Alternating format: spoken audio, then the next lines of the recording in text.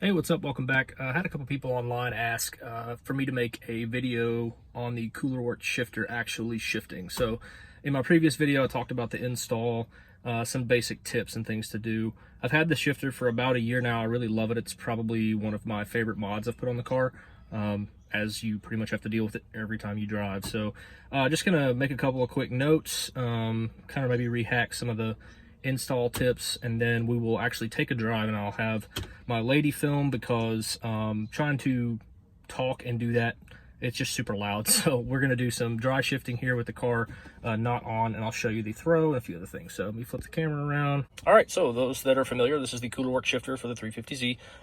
It's the carbon fiber version.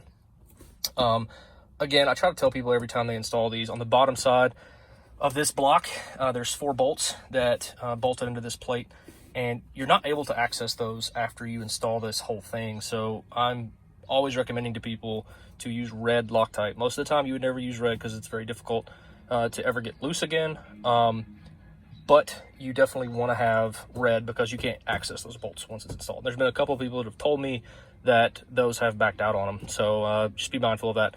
So otherwise, install was great. Car is great. It's super notchy. So you'll see that here. So I'll just go first gear. See, it's really short, down to second, and then through the rest. And you can hear it echoing through, because that insulation off the stock shifter is no longer there. You can probably rig this up to install a shift boot. I've seen guys do it, but for fitment and just really raw looks, I just wanted it kind of open. So you do get some more noise if you have test pipes and you don't have a really good seal on your flanges. You may smell some of that coming through. But I've never really had an issue with that. But that's it. So we'll take it for a spin, let you guys see it, and see what you think.